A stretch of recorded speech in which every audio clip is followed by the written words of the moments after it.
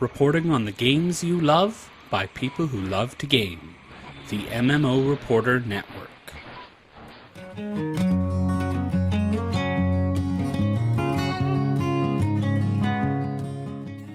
You, my friend, are listening to the Happy Hearthstone.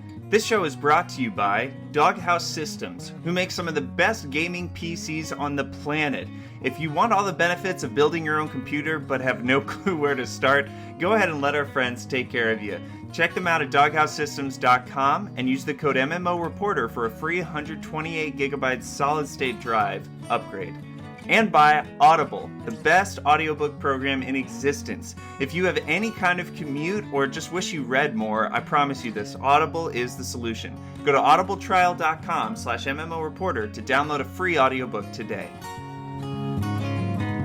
Hello and welcome to the real episode 86 of the Happy Hearthstone podcast, the longest running Hearthstone podcast in the history of space and time and cards. I'm your host, Andrew Brown, and before we get started here today, I've got a slew of announcements I'd like to make, and most importantly, the biggest thing I want to tell you is thank you so much for coming back and hanging out with us here at the Happy Hearthstone. If you missed the last episode, you're going to want to go back and check it out because there was some really big news there. And Josh has done such a great job of building this podcast and this community to be what it is. I know the biggest thing you could do for him leaving and for me taking on the reins is to be back here. So thank you so much for sticking around. We're going to have a great time, and it's taken me a little bit to get the handoff quite right, to get my feet underneath me here, but know that I've been working really hard in the background to get things set up and ready for this show to be great and better than it's ever been moving forward.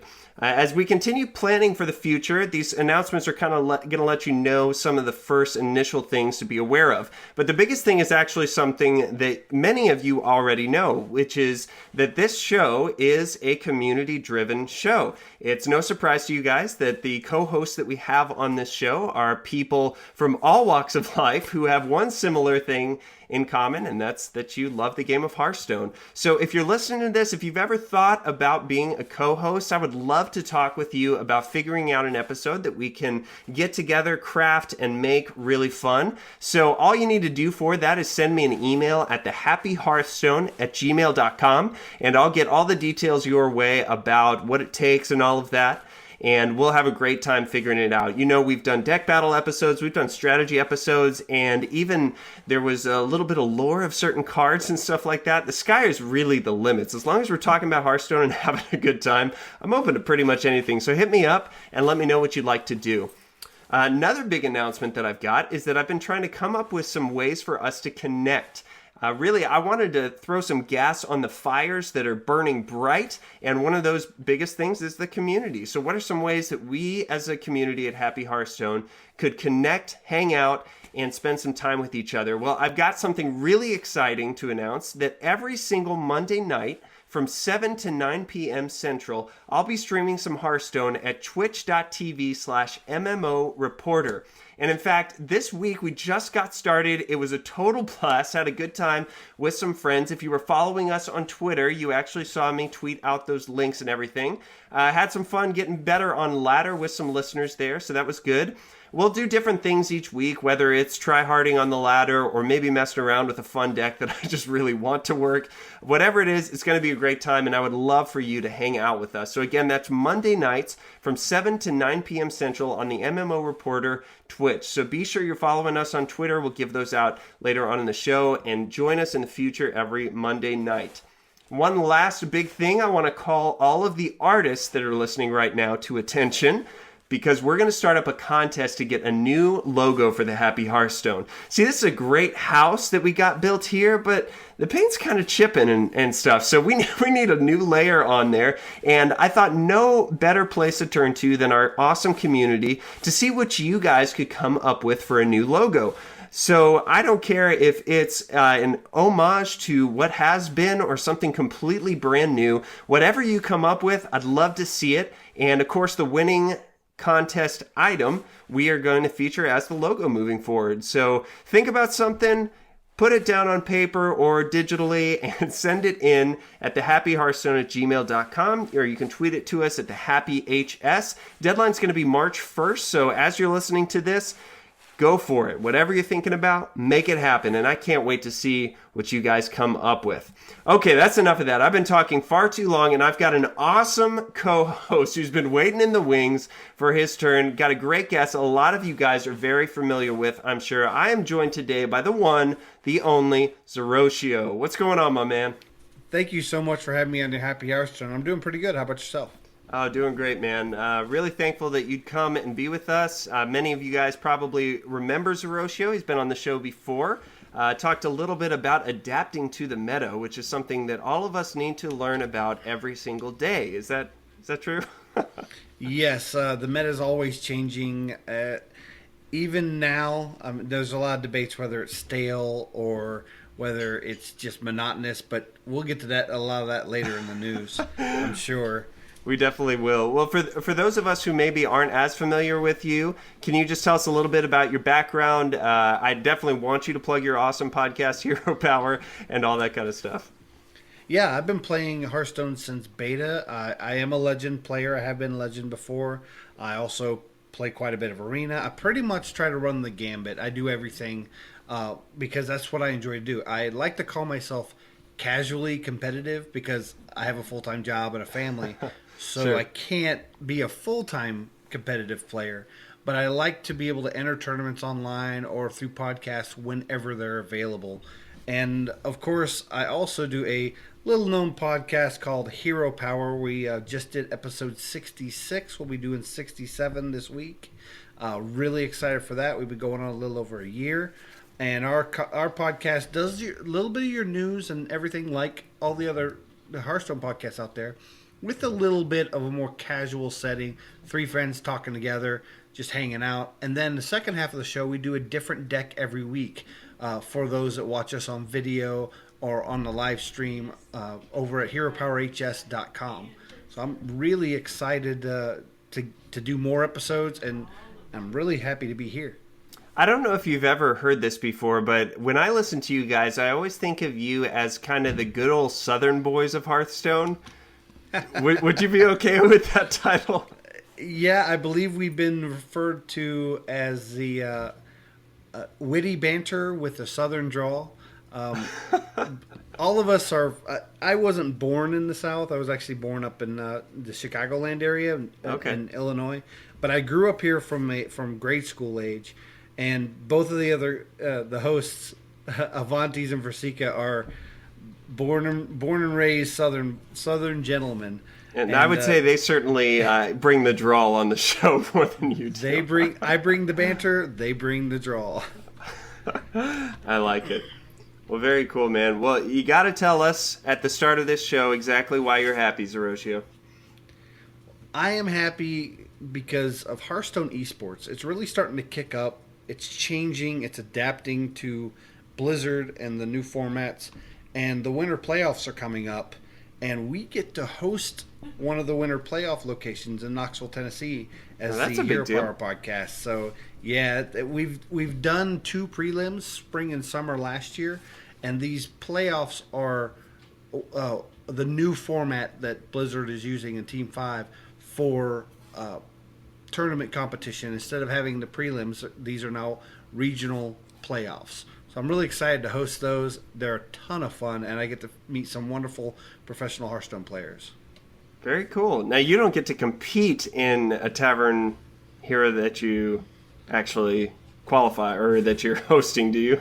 Well, if one of us was to compete in the Tavern Hero qualifiers and qualify for the Tavern Hero Championship, we could. We wouldn't be associated with running it. We'd step down as that capacity. And out of the 3 of us, I'm the only one that usually competes for those type of prestige and those type of awards. Versika usually is very big in experimenting with the game and competing at his level. He's very accomplished Hearthstone player, but he competes at the level that he enjoys. And then Avantes really likes to do the behind the scenes production side, and he's the actual innkeeper for the Knoxville area. He's kind of the guy that pulls all the strings and makes everything happen. And myself and Versika assist him in any capacity we can. He is the joy behind the tavern itself, truly. That's true, but if anyone asks, I didn't give him any credit for anything because that wouldn't be right of me. Of course. That's good.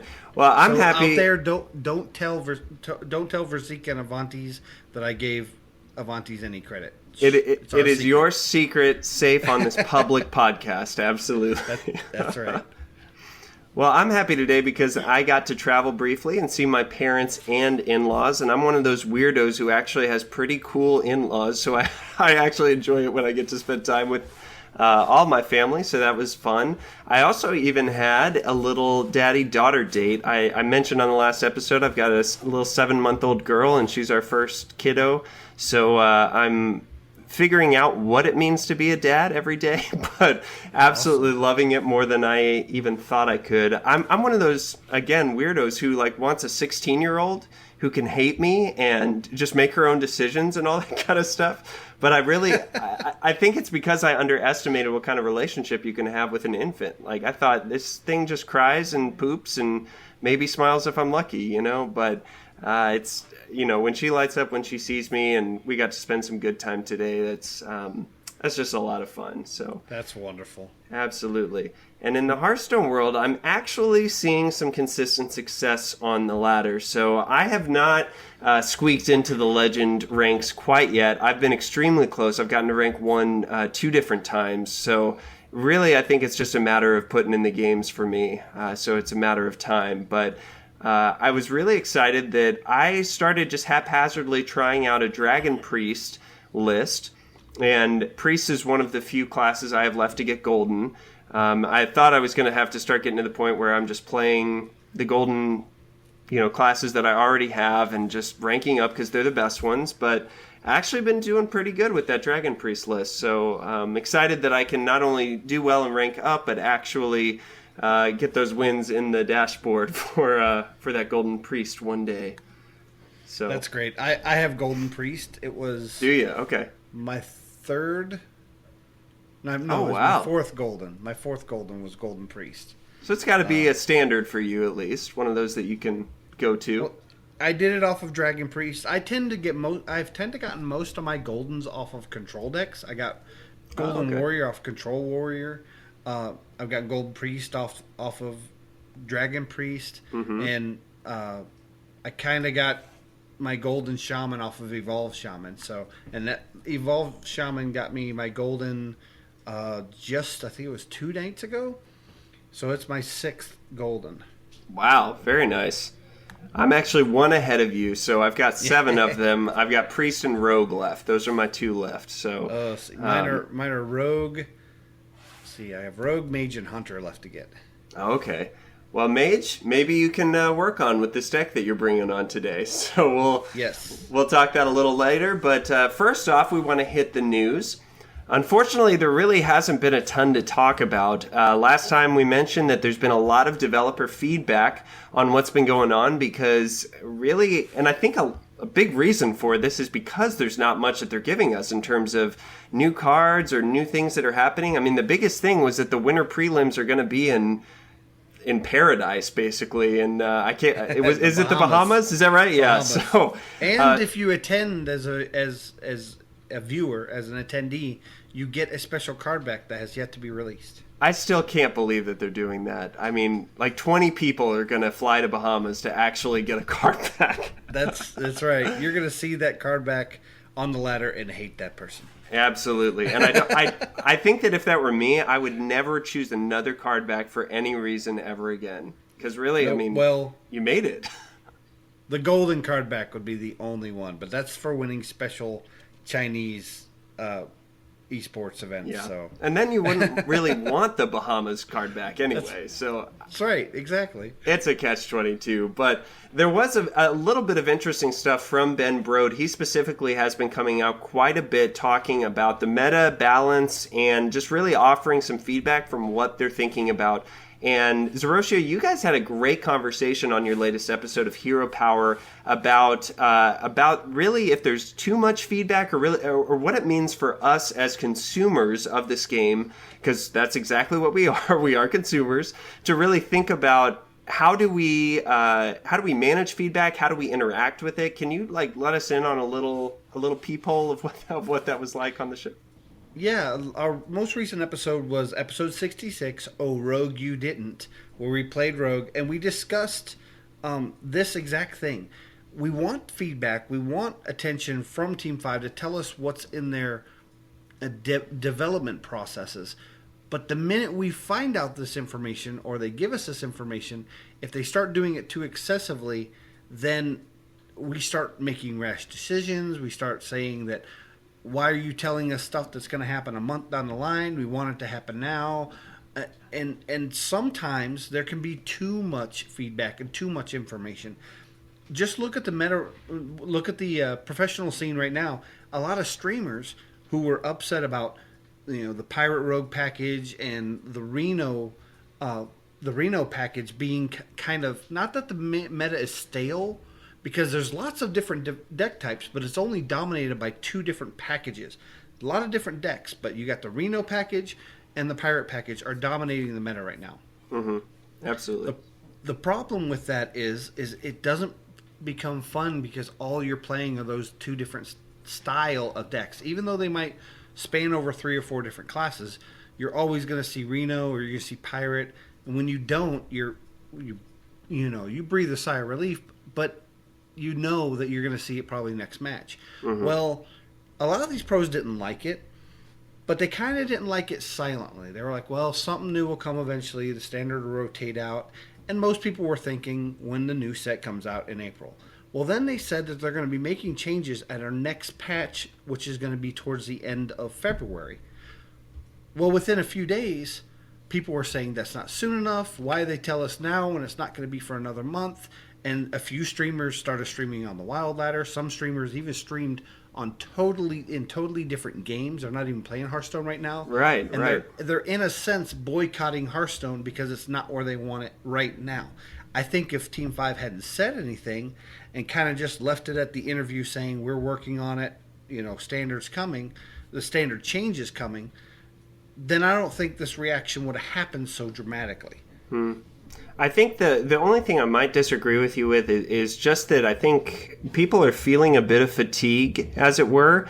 And I've heard a lot of people really embracing the idea of smaller and more frequent updates to like new cards or something. So instead of waiting for 120 card expansion every 3 or 4 months, if we got a 30 card expansion every month or something like that. It seems like the amount of time between new content that really makes the game feel fresh in some way is too long across the board. And I think that's the biggest thing that's really getting people in a drag. And then yes, to hear that the changes are coming even further than they want, I continues to exacerbate it and get us all to a point of, okay, how do we remain positive about the current state? Because unless Unicorn Priest is coming boldly, I don't think that things are going to change until we see a new set come down the pipe. Well, the thing about having smaller sets more frequently is because us as players, we want to know what's coming so we can prepare for it. And that's a lot of build-up, a lot of work for Team 5 to not only release smaller patches of cards, but in faster intervals. Sure. They then a week or 2 or sometimes 3 have to roll those cards out so we're prepared for them when they come into the new set. And that's a lot of work for Team 5. Absolutely. That I don't think will be productive in. They're not going to communicate with us. I think it'll throw esports on its heels because you basically have a big tournament in Europe. And they have the meta over there, and then they have a tournament over here in North America, and then they go to do a tournament in another region, and a new set of cards come out, and the meta changes, and then we have the follow-up tournaments from the European region that were the top 8 or however many from the previous tournament. Well, then now the meta's changed again. I think the meta will change too much that esports will never settle enough for it to be enjoyable to watch. And the worst time we had in esports is when there was so much randomness. But now that they've taken a little bit of randomness out of the cards themselves, if you just start throwing in new cards every few weeks, then that adds a whole nother set of randomness of, what are they even going to play, because this card is old and this card's new, and I don't know if that would be as enjoyable.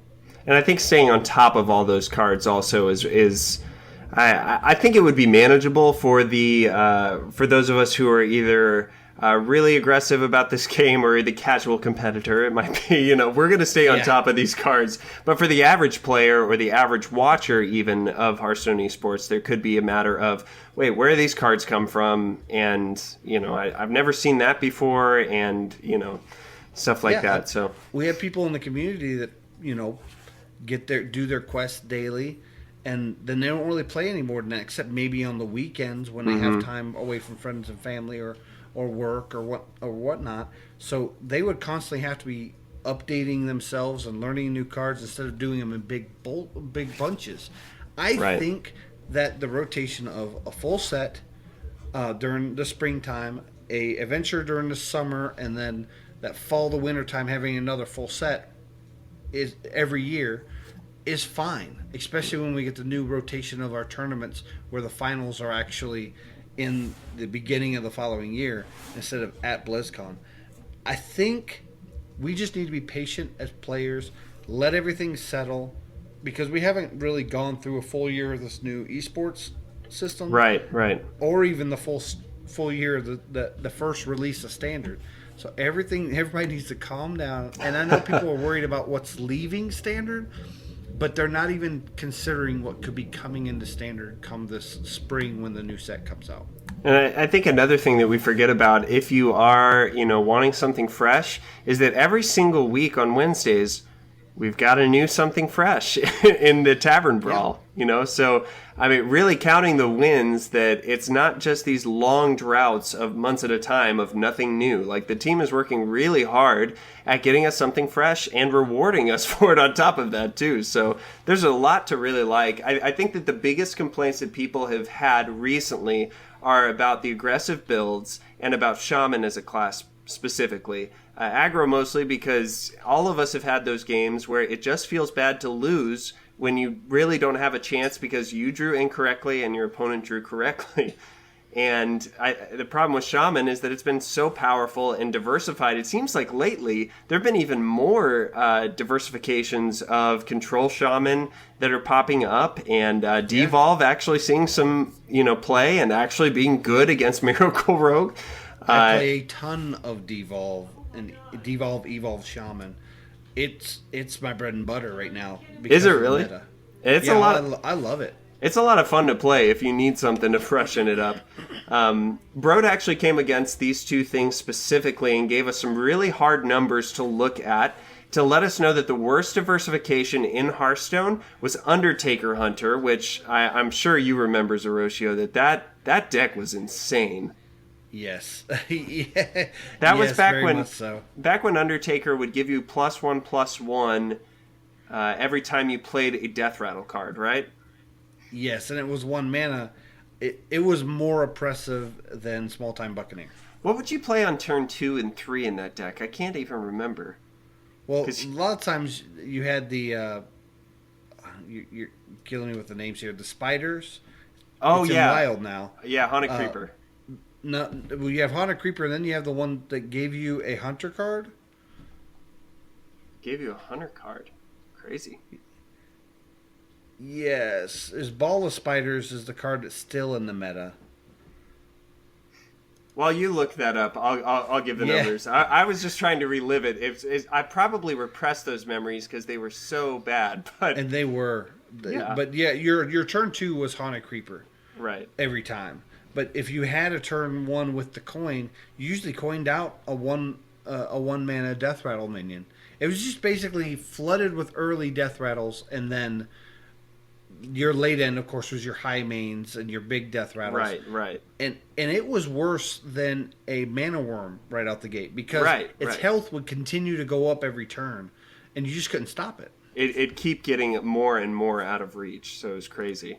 Well, back when that deck was running rampant, it was being played 35% of all games on the ladder. And Ben Bird said that is the worst that they've seen a deck overtake the ladder. So just to compare that to right now, Shaman was most recently played in 17% of all games when they were doing a study. So that's less than half, actually, than Undertaker Hunter was, which is crazy because I feel what a lot of other people feel, which is that it seems like I'm always coming up against Shaman. I would say it's either Shaman or Pirate Warrior so often because they're really effective. The bigger thing that he mentioned was that 30% of games that Legend played were Shaman, which that is getting pretty close to 35% there. So they're well aware of those margins. The other interesting thing is that the Undertaker Hunter, the highest win rate for it was about 60%, which again, highest win rate of any deck that has been played in Hearthstone. And the current win rate of Aggro Shaman is around 53%. So it's right above half. If you've ever been discouraged because you win about half of your games, you're actually pretty normal. So don't feel bad. I know I definitely have. Or even if you've run on a bad run, because a lot of us have done that before. Well, the card I was looking up was Web Spinner. Oh, right.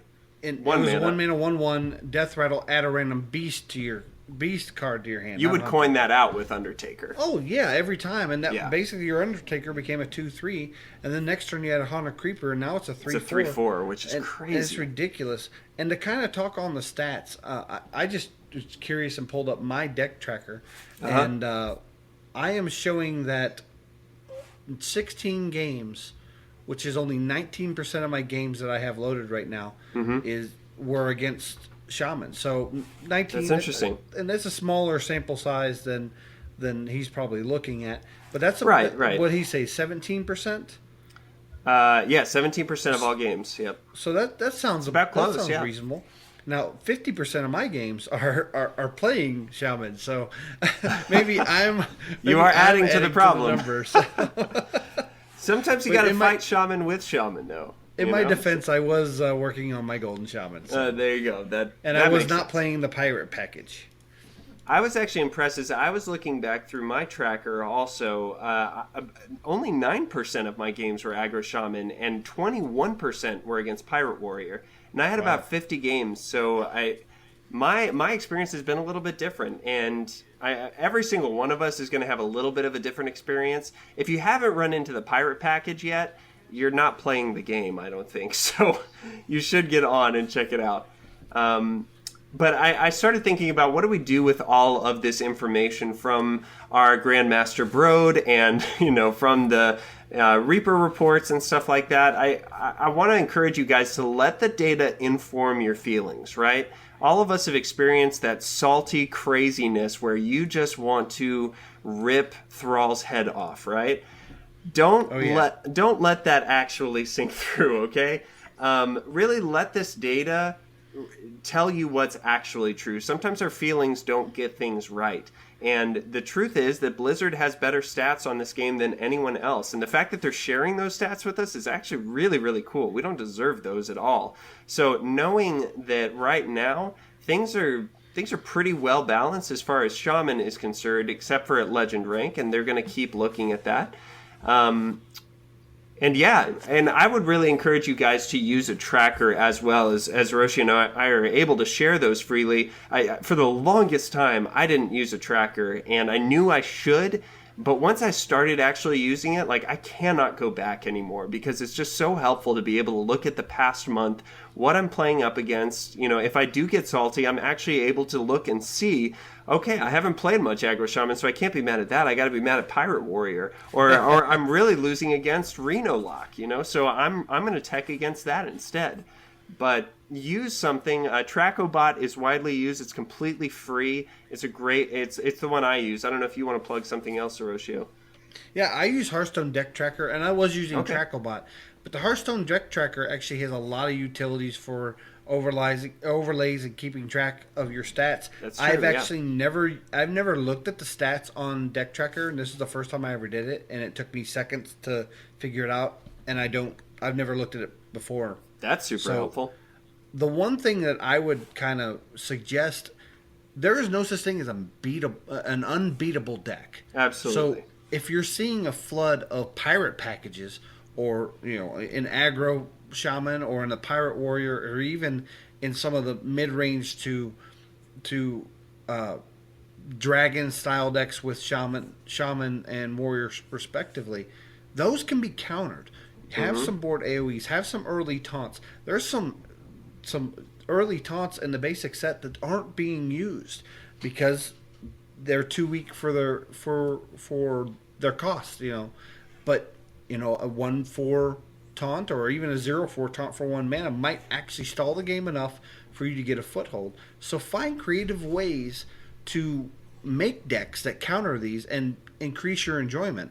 I do know some of the streamers that are upset about the package but still insist on streaming and playing competitively on the ladder have switched to playing things like Paladin and even Hunter so they can still get joy in the game but not feel so oppressed playing the pirate package or even the Reno package. Absolutely. It's great advice. And really, if you're not sure where to turn to, check out some of those meta reports or streamers to see what they're doing, because if they're better at this game than we are, they're going to have even better advice. Especially, though, if you are aggravated with Aggro Shaman, Control Warrior is a great idea right now. Or even Control Shaman. There's a lot of fun with that Devolve Shaman that you mentioned. It can change all of your opponents' really buffed up 1-cost minions to Murloc Tiny Fins, who are so cute and not terrifying at all. So, and also, if you're looking for a different deck, if you go to a wonderful place called HeroPowerHS.com, hey, I've heard of that. They have some wonderful episodes where our podcast do a different class every week for 9 weeks, and then the 10th week is usually some kind of special episode with another podcast or something. So we don't just play the same deck every week. We do a different class, give you something new. Usually we try to do something that's a little bit out of the meta or utilizes a little bit of the meta but has our special spin on it. That's awesome. Check it out. But we didn't come on here to just talk about Aggro Shaman and Bible thump our way through this, Zerotio. We came on here for you to throw down and challenge the defending deck in the ultimate deck battle. Am I right? Yes, and throw down I shall. All right, well, let's see. If you're not familiar with these, we do these deck battle episodes about once a month, and in them the guest host is going to bring on their favorite deck on the show, and we'll talk about it. We'll break it down for you, what cards are included, how it works, why they like it, and then they're going to go into a best of 3 battle against me. And the twist is that I'm going to use the current reigning champion deck of the show, which is the last deck a guest host brought onto the show and won with.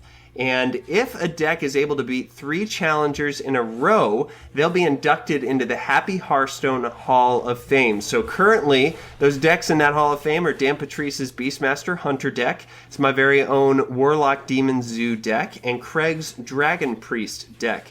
And right now, the defending champion deck is Jarret's future-proof Tempo Mage from December 2016, episode 83, which will be up soon at MMOReporter.com.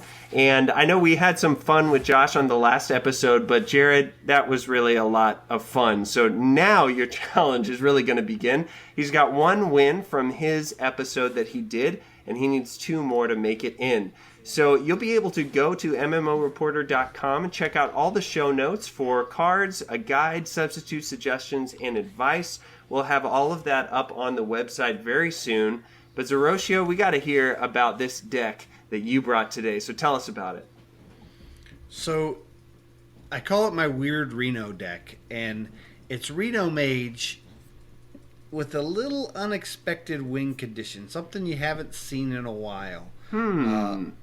Yeah, it pretty much stalls the game and sets up for your Reno and Ice Block, which is obviously how most Reno Mage decks work. You kind of stall the game, get your Reno Ice Block set up, and in this deck it's kind of unique that it has 2 Ice Blocks. It's the only 2 of in the deck, so the premise behind that is if you don't get your Ice Block, you're probably dead anyways. That's true. I've seen that. So why not put 2 in there? And once you get the Ice Block with the Reno, you can Reno anyways, because usually you're going to want to Reno after you Ice Block, after your block is actually popped. And then you get ready for your swing turn, And in my opinion, a lot of the Reno Mage decks, the swing turns are weak when Reno hits the board. But in this one, I hope to show you that it's a little better than the other Reno decks. Okay. Well, talk to us about it. I know that you don't want to go into the secret weapon necessarily because we gotta see what really this deck is made of. But what would you say are kind of the things that distinguish any Reno Mage from other Reno decks that there are out there? The big key cards are Reno Jackson and Ice Block. And once again, Ice Block is imperative that you have it, so that's why I have 2 of in this deck. Most of the time you're going to mulligan for that Ice Block, and then you have your third key card in there, which is kind of the secret weapon. Every Reno deck has its win condition. A lot of times it's Antonitis, and some of them even do a combination of Alex Straza, things like that. But this one has a rather unique win condition. I'm sure we can talk about it more after after I win defiantly win all right, our deck battle. I won't spoil it for him, but I know that especially for these Reno decks, I mean, the whole idea is that you've got one of, and you've got a couple cards in here that you've got 2 of. So really, anyone who's looking to build a Reno Mage could do it in a ton of different ways. Are there any other cards that you really value that maybe aren't seen in the typical Reno Mage list? There are quite a few swing cards. Manic Soulcaster's a really nice one because what Manic Soulcaster does is it allows you to put a copy of a minion on the board into your deck again. Right. So being able to put out your Reno and then immediately Manic Soulcaster it back in, giving you a second chance for a Reno, especially when you have a second Ice Block in there, can really kind of give you almost a second stall turn for that big combo later on. Obviously, you're going to have some of your mage cards that swing in and out, like Cobblestone. Cobblestone can give you so many different utilities, maybe even a third Ice Block. There is another secret in here, Effigy. It kind of plays with our secret weapon a little bit, and so I'm really excited to possibly have use of Effigy in here. Okay. And I'm also a big fan of Pyroblast. Oh, Nobody's nice. expecting Okay. it right now. Sure. And it's in here, so just a lot of really cool mage cards kind of piled in with Reno, and then our big win condition. And it's funny how I think Mage has been getting a lot of love in the past few sets, but it wasn't until Mean Streets came out that Reno Mage really became a viable thing on the ladder and a competitive deck. And so it's cards like Effigy, that's a really good card, but it never really made sense, I guess, until the versatility of Kazakus. How do you even say his name? I don't know. The Kazi Man. I don't know. Kazman. I guess he's just especially because he's in this deck too, right? Yes, I have Kazakus in here with Bran, because obviously, if you can Bran and Kazakus together, holy cow, you might as well write your own ticket. You have every tool you could possibly need. If you happen to get faced up against an aggro deck, Kazakusing for a 1 mana spell that can wipe the board of anything with 2 health helps out a lot too. There's a lot of flexibility and versatility in Kazakus. If you're facing a lot of Death Rattle decks, or specifically the big Murloc Paladin decks that are out there, using Kazakus to get a 10 mana spell that will turn everything into sheep makes it so those Murlocs will not come back when they use anything can happen. Oh man, that's true.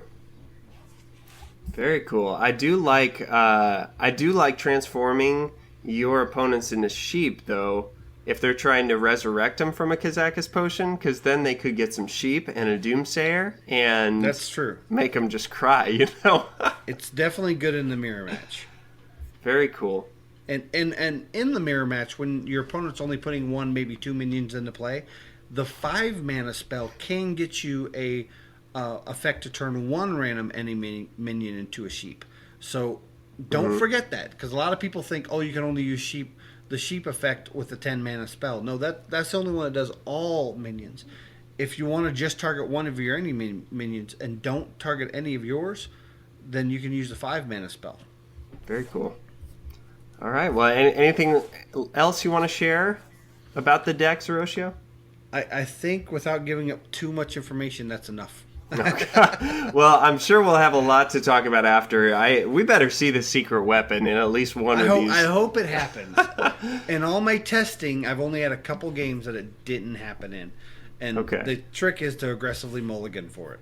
Okay. Well, I'll be betting that at least on the third one we'll see it. So that'll be a lot of fun. Again, I'm going to be using Jarret's future-proof Tempo Mage, so this is going to be ready to go when the next standard rotation hits. Zerotio, are you ready to feel the fire of the Mana Worm? Are you really ready to feel the fire of the Pyroblast? Dang it. That's actually really true. Well, we're going to have some fun, and this Best of 3 series will actually be viewable on MMO Reporter, so I'm going to record it on my end, and if you're watching this on YouTube, you'll be able to see it right now. So we'll be right back after this.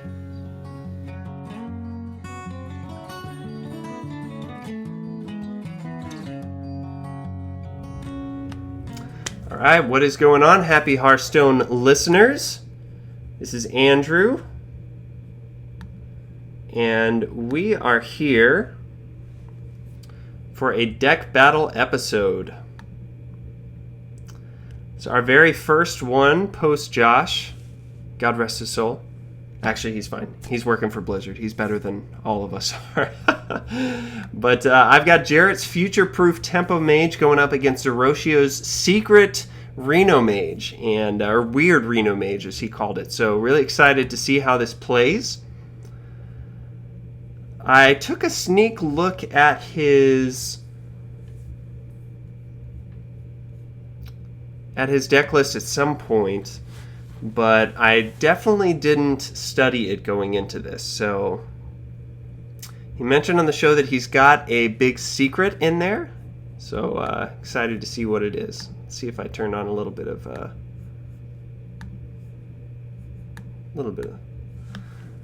let me see, our special Medivh versus Medivh match has begun. So I'm going to throw back those others. Sorcerer's Apprentice is a great beginning, although now I regret throwing back Blood Mage. So we're really constructive here on the Happy Hearthstone, so I'm going to just give him a little hello. Ooh, he got the perfect 1-drop. And so did I. So this deck really does well when you're able to ramp up the very early game. And I think especially against Reno Mage, it's going to be key for winning this matchup. So he is really going for it here. Now the question is, do I Sorcerer's Apprentice, coin out Frostbolt? Got to think through all the plays here. I could Sorcerer's Apprentice, coin Frostbolt his face. That gets the Mana Worm up to 3-1. The big concern is that I don't have a play next turn if I do that.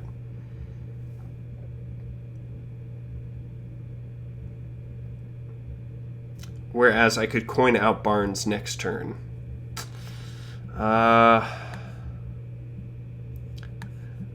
I think we're going to go for it. The big thing that I like about this play is that it forces him to have an answer to Mana Worm. And granted, it's not a menacing opponent, but if he Fire Blasts the Mana Worm, that takes away 2 mana from his turn 3 play. As long as he doesn't have Arcane Blast, oh baby, a triple. We're very okay with that, obviously.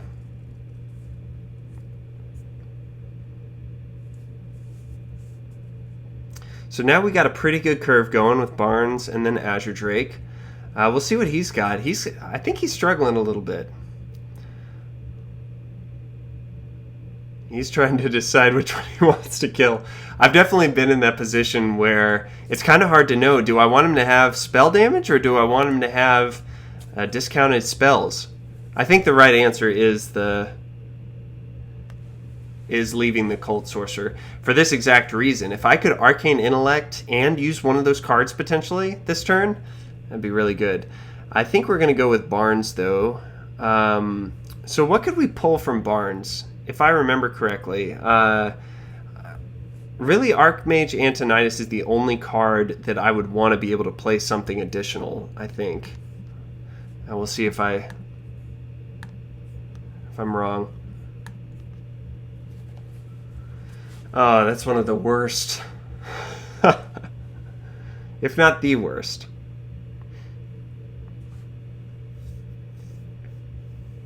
Ooh, the secret. So he mentioned he's got 2 ice blocks in this.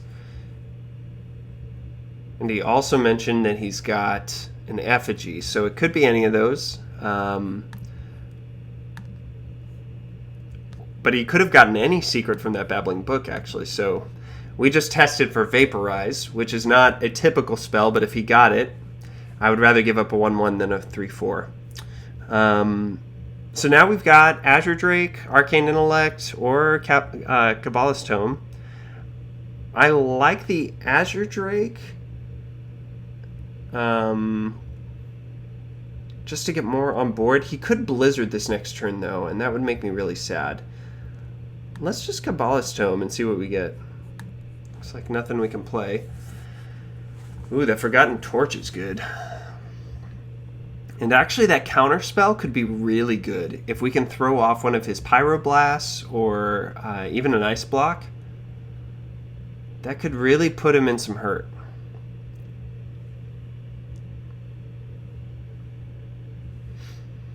Okay, don't like that he does that. So now we can test for effigy really simply.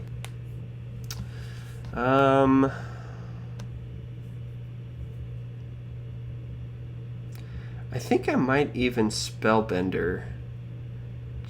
Well, saving the Barnes isn't that big of a deal. Yeah, I don't want him to get too many cards, so even just taking away one potential card from that is great. Although I love making them overdraw when they have an Acolyte. It's punishment. Okay, let's see. Let's see what the counterspell does. And let's draw 2 cards. I wasn't sure if we had tested for counterspell yet, which he could have from the Babbling Book.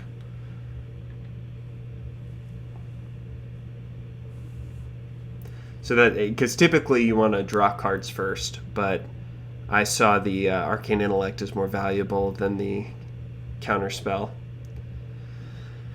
Okay, that's not a menacing minion. That's a menacing minion, though. I'm thinking we might want to polymorph it.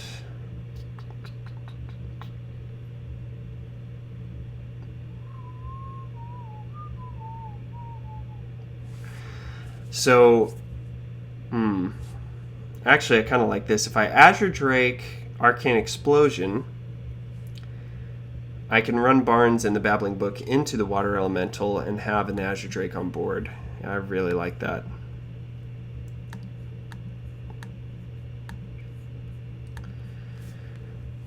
You really want to consider, especially against a deck like Reno Mage, he's got a lot of board clear potential. So Flame Strike, Blizzard, he's also got a lot of single target elimination.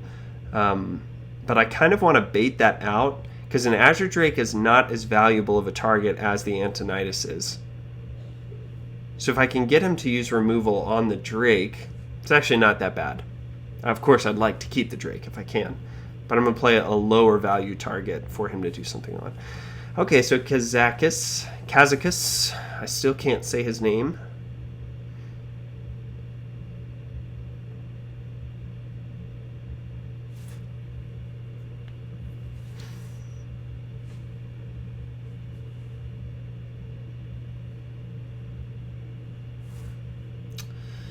This seems easy.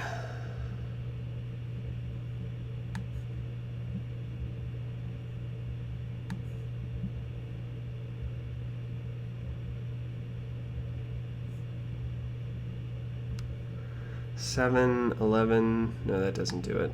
So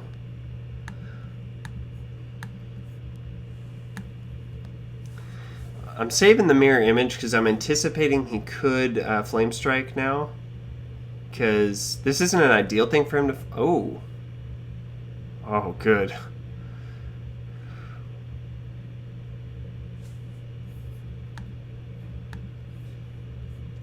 So that was a great counter spell.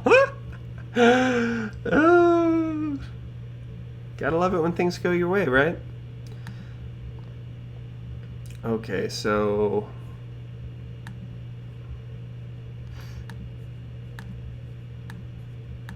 Again, we're anticipating an ice block here. Yep. Do I throw up the Spellbender now, or do I wait? I think I throw it up now, just in case. I probably would have liked to protect Antonidas better. He could play a Blizzard right now, but he's really going to need to play Reno if he has it. Oh, wow. That was actually a great play.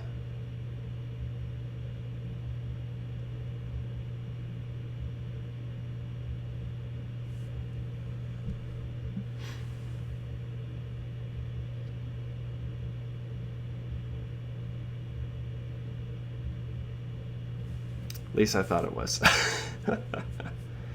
I mean, he's got to be bluffing Effigy, right? Okay. Well, he's already used his Flame Strike, so he's not going to do that.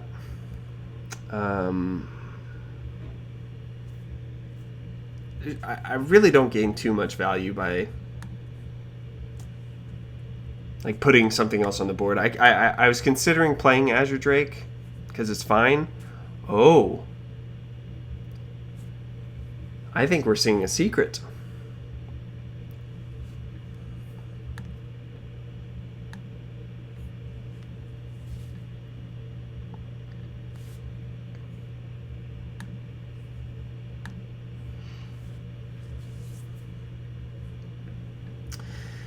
He needed Reno, but he had not a Reno. All right, well, the first game goes to moi. Really goes to Jarret.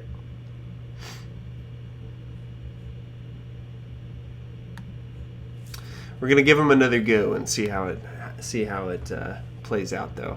Man, Spellbender Counterspell. That Cabalist Dome was money in the bank. Showed you what you think.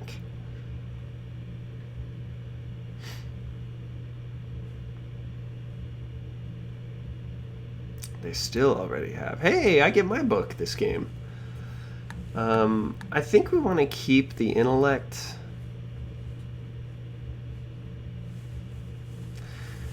Oh yeah. I'm kind of embarrassed. I kept waiting for the Flame Wakers, but that's the whole point of this being future proof.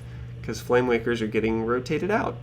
So that's really the big reason why people will probably not play Tempo Mage as much. Okay. Come on, Barnes. Don't give me Babbling Book again.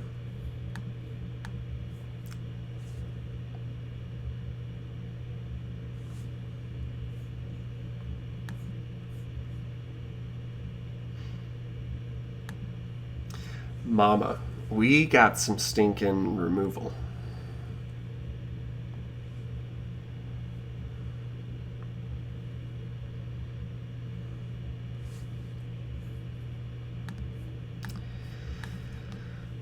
Well, as much as I'd like to be aggressive, we have none of our aggressive cards.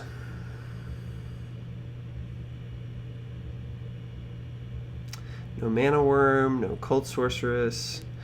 Really, I wouldn't have wanted to play a Cult Sorceress or Sorcerer's Apprentice. Anyway. Oh. Actually, that's fine. The question is, do I Arcane Intellect or just ping? This is when it's very important to count your cards. So, we've got 1, 2, 3, 4, 5, 6, 7 other cards. So if I draw 2,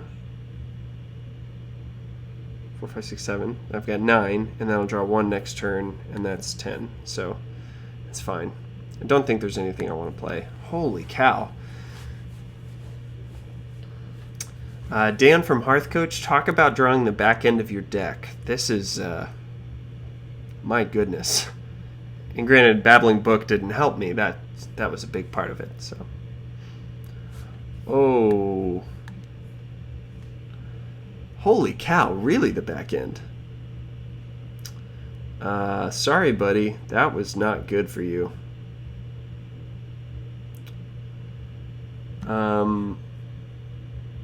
I don't really want a Barnes, but maybe it's fine. No. The play is really either Barnes or Sorcerer's Apprentice Ping Face.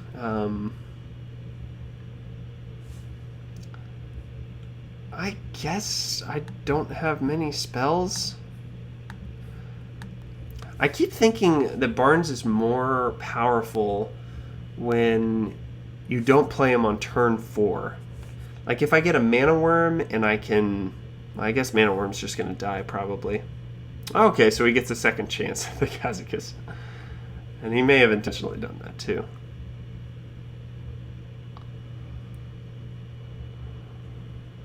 Alright, so now what are we going to do? We'll be fine in a couple more turns because I've got 3 Flame Strikes in my hand. 2, 3, 4, 5, 6, 7, 8, 9, 10. So I've got 10 cards in my hand. So what I should not do is Azure Drake, because then I've got one too many cards. So let's just Barnes and be okay with whatever happens.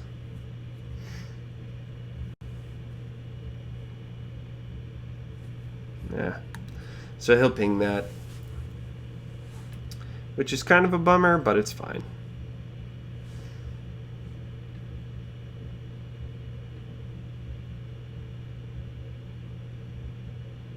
Oh.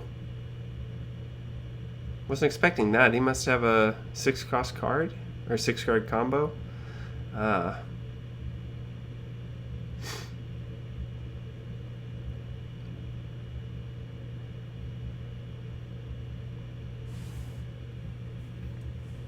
So I've got an interesting choice to make here, kind of. I hope I'm not boring you guys with these plays, because they're interesting to me. Obviously considering coin Flame Strike and just keep moving from there, but the value of holding onto the coin for Archmage Antonidas is really huge because it's a guaranteed fireball. So the question is, do I want to give up a guaranteed fireball to take care of a 3-2, a 3-4, and a 1-2? Problem is that Acolyte is just troublesome enough. And I need to get rid of some cards in my hand, so we'll go ahead and do it. I don't love the play, but it's fine. Certainly we have enough removal in our hand.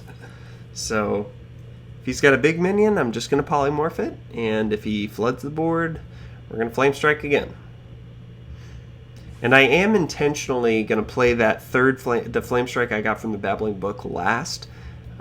This is kind of a insider's game, and Zerotio is a good player, obviously, so I'm going to play his game.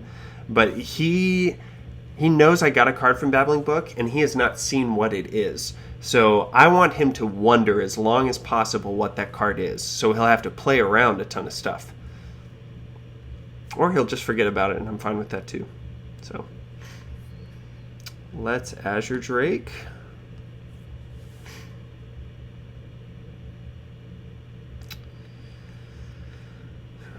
So I've got 9 cards in hand. I kind of want to get rid of that.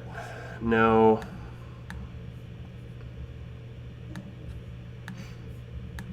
I mean, I want to play minions on the board. I don't think he's played much of anything, though. This is part of Tracobot that I can see the cards he's played so far.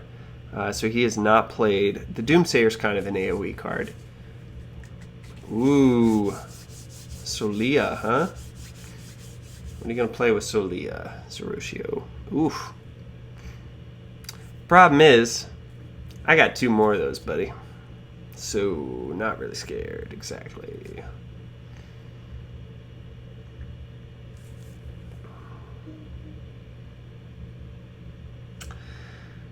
We could rag.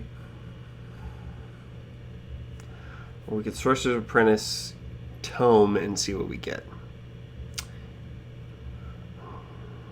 What I like about that is it sets up for a crazy Archmage turn.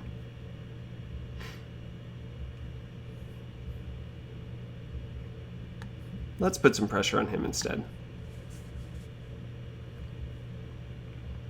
I would love to take out that Solia. And that's a bad rag. Had a feeling that was coming.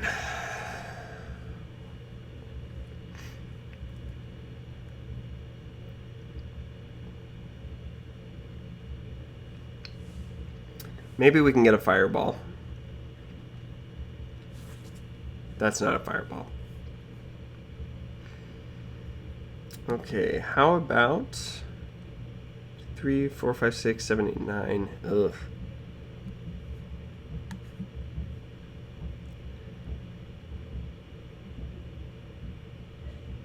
See, I don't want to play my polymorph.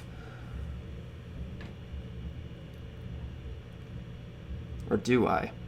Because I could get something off the Kabbalist Tome.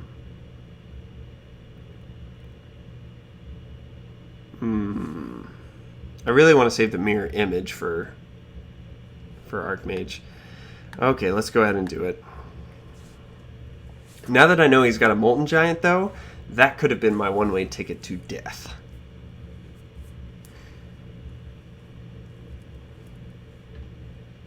You can take out the Sorcerer's Apprentice. I'll be sad. Nice thing about the Water Elemental is it'll buy me some time against that Molten. Ooh. Oh.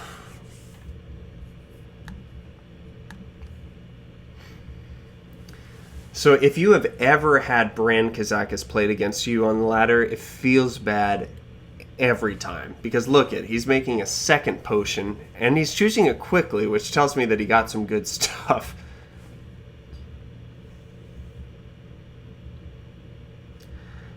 And that he's feeling pretty confident about his play here.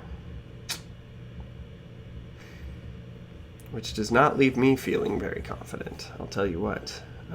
We have to get rid of his stuff, because I'm terrified that he's got Bran or something.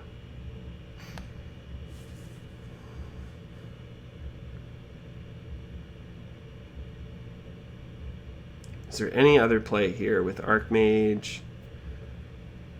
2, 3, 4. I don't think so. I'm pretty sure he wins this game.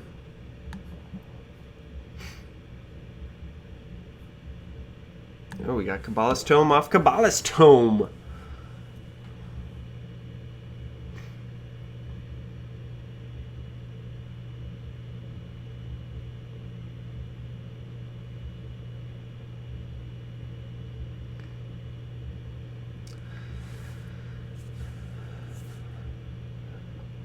Oh, wow. Okay.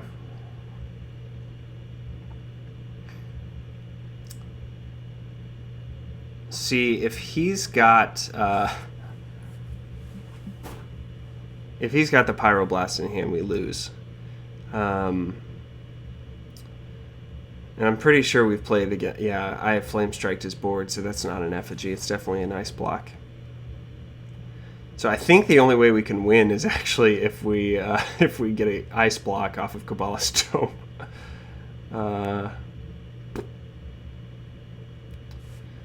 Which 1, 2, 3, 4, 5, 6, 7, 8, 9, 10. I've got 10 cards in hand. Golly, so I've got to get rid of some stuff, but I can't. 3. This is the only one I can get rid of. So I've got 2 chances to get it, I think. Yep.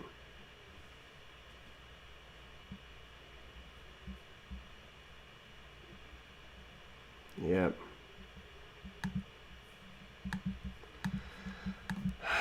So I think that's the end of the road, boys. Just play our Forbidden Flame for posterity's sake.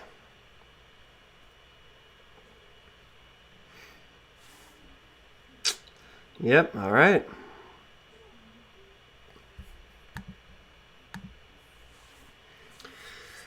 So he got aggressive with his Kazakus potions, and that won him the game.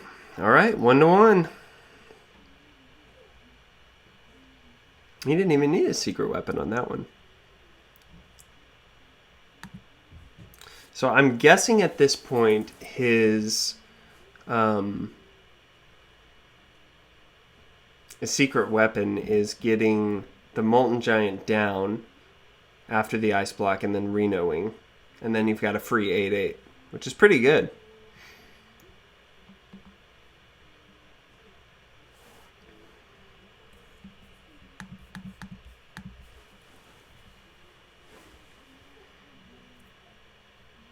Okay, that's a pretty good start there.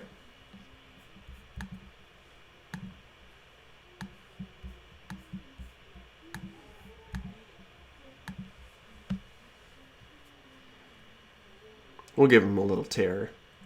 I've been far too nice. Josh would be disappointed.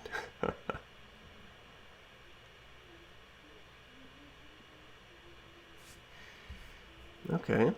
I'll just keep getting aggressive here. Oh, we didn't even talk about the fact that I got a fireball off of that. A babbling book. It's one of the best draws you can get. Fireball is a fantastic card. Oh, okay. Well, that's not good. Love something playable. I'm going to say goodnight to my daughter real quick.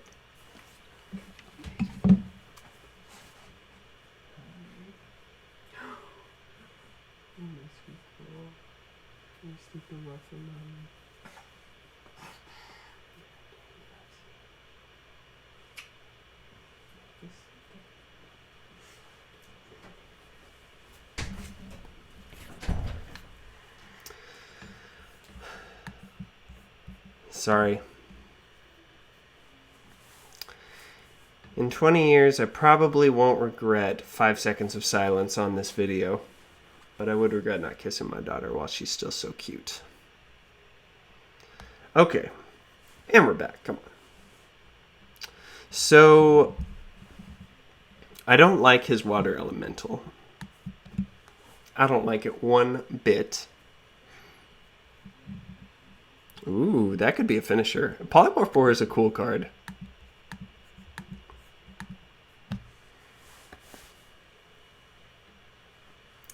What I like about Polymorph Boar is it's a surprise, an element of surprise card. If you play it correctly, it could be the last 4 damage that you need to win a game. And actually for this, it could be a great... is it too greedy? I don't get to do anything if I use it. That's what kind of stinks on this one. I want to attack with the Babbling Book, but then Polymorph Boar it and run it into the Azure Drake, but it's too greedy.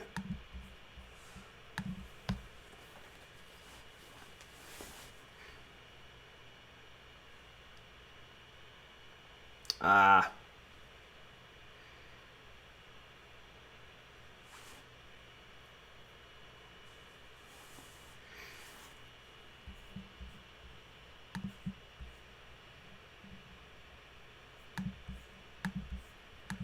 Keep seeing what we get. Man, so that Flame Strike deals 6 damage to all enemy minions now. Pretty good. Seems good. Are you gonna Flame Strike? See, that's not a pricey Flame Strike as in mana cost. It's a pricey Flame Strike as in it's his only mana or Flame Strike. And that's pricey. We're going to go ahead and get rid of that. Get a little Water Ellie on board.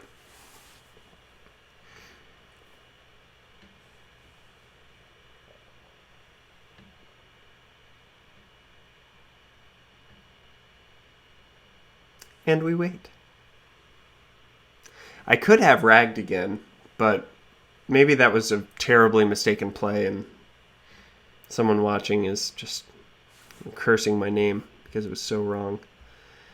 I think I'll just rag now, though. As long as that's not a mirror entity. Yeah, okay. I don't think he could have gotten a mirror entity. Yeah, he hasn't played anything yet. So again, I'm baiting out the polymorph because Archmage is a win condition. So if I can get enough off of him, I don't care if he polymorphs my...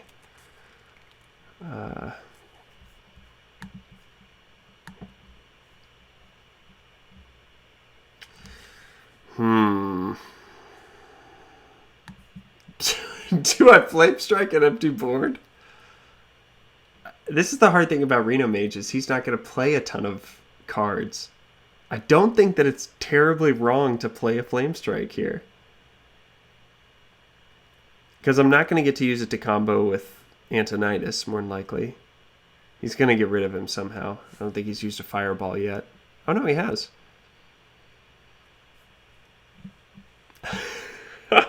I can't believe I'm considering this. I think I should. For the fun? No, this is a serious game. This is the last of the three. What am I thinking? Okay, we'll pass. Even if that Flame Strike kills one minion, it's worth it to hold on to it. Okay. You guys talked me out of it. Thank you. And it didn't even matter, so...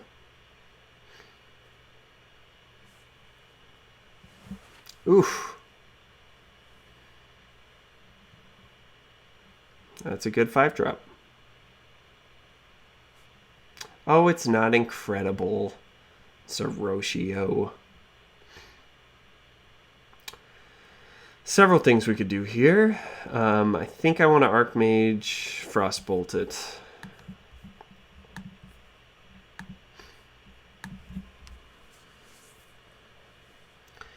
I would love to guarantee a second card off of Antonidas, but I just can't. He's used his Polymorph and his Fireball, so... Oh. Well. We did save ourselves 10 damage, which is pretty good. That's sad.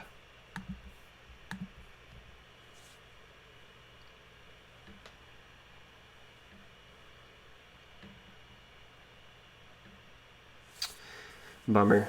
He had to use it, though. And now he's pushing to a weird part of the game where I've just got spells in hand, and he's got a bunch of stuff, I'm guessing. Especially if he gets a whatever card is best for the situation from the Courier. That Cabal Courier is a really good card. Oh, man. And then getting a potion. He could have so many different things. Well, I was just talking about how they don't have a board. Now he's got a board.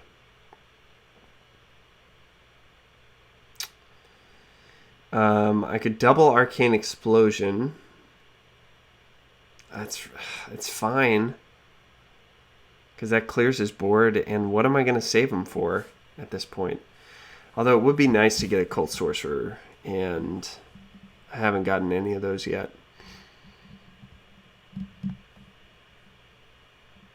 But I'd just use a Flame Strike, if not that.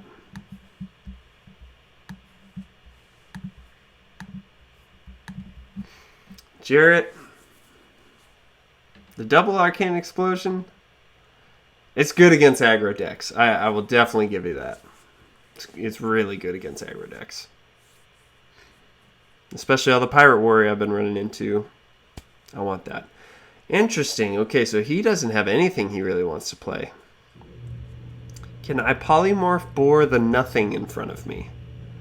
Don't think that's an option.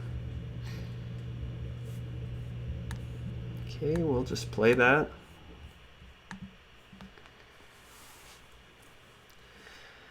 Question is, does he have Reno, really? Or even his second ice block?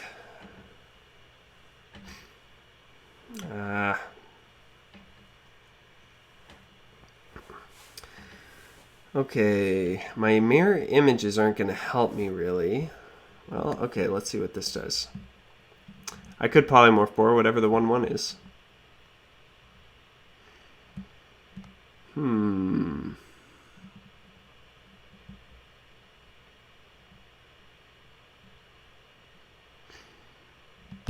Let's see, if I mirror image, I've got 2 extra tokens. He'll ping the Mana Worm. Has he used Blizzard and Flame Strike? Yeah, he has. I need that Kabbalist Tome right about now. Let's just polymorph boar it.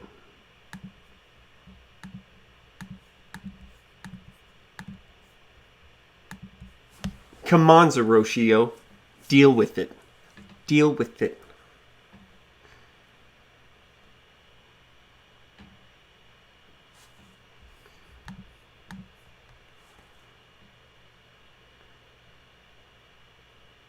Ah!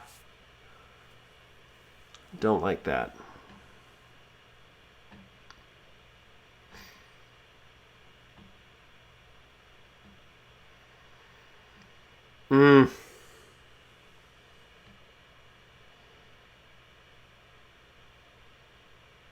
Do I polymorph? Okay, I've got a second polymorph, so I can hold on to it for Molten Giant. But no. I can't do that.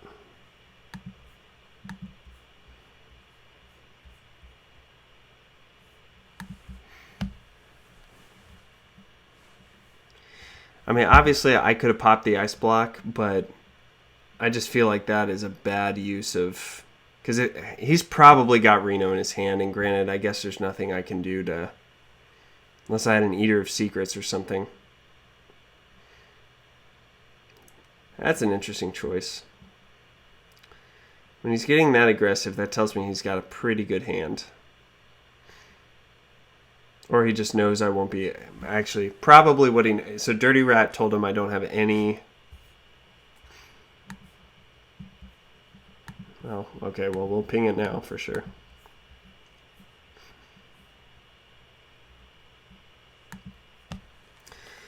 So we knew that was coming.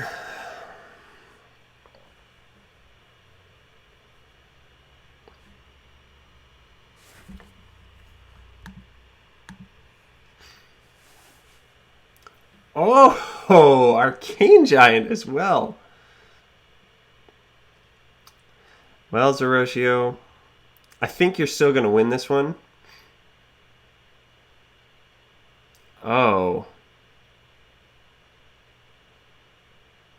Did he only play it the once? Did he Manic Soulcaster it? He hasn't played it this game, has he? Last game he Manic Soulcastered it after playing it with some duplicates. So, yeah. And he's going to freeze me. At least he got one of the not as good potions off that. So...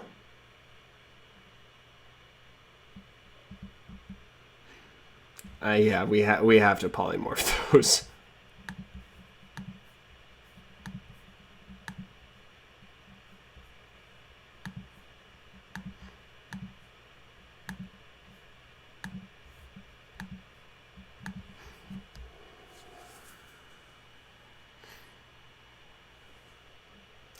So I'm glad that we didn't use the polymorph on the Dirty Rat. See? You got to know your opponent a little bit. But that Kabbalist Tome, if he gets a Kabbalist Tome off the Kabbalist Tome, that's when I start losing my mind. So that secret could be anything. Yeah, this is where we go downhill real fast, boys and girls.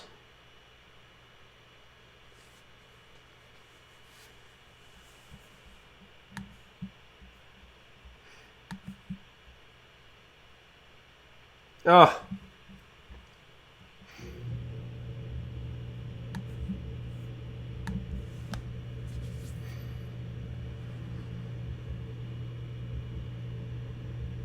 Not looking so good, Jarret.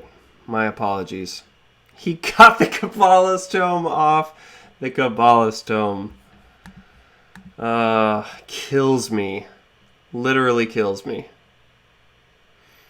That's just disgusting value.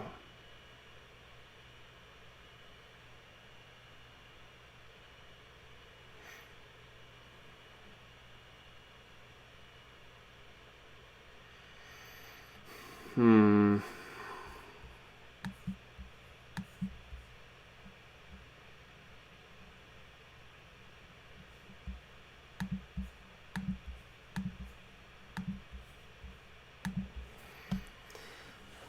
Um.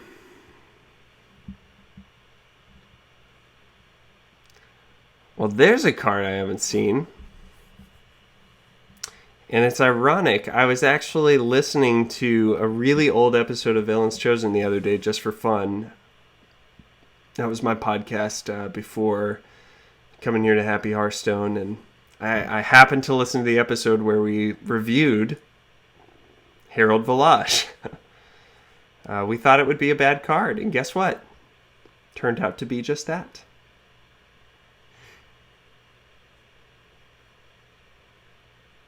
So he's used his Pyroblast. I mean, who knows what he's got from those tomes? That's what kills me about these decks. Is he could just have insane removal. Okay, now he's just memeing. But he knows it. I've got... Oh! Come on, baby. Come on, baby. Do we have the Tome of Tomes?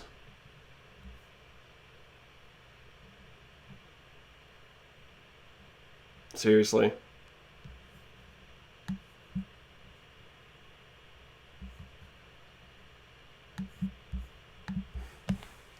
There's no way we're winning this, guys.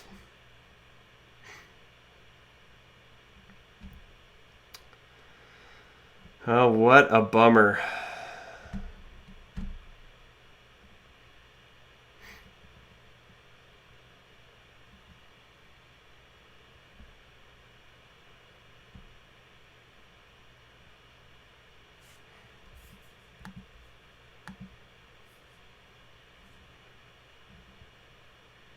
Sorry, Jarret.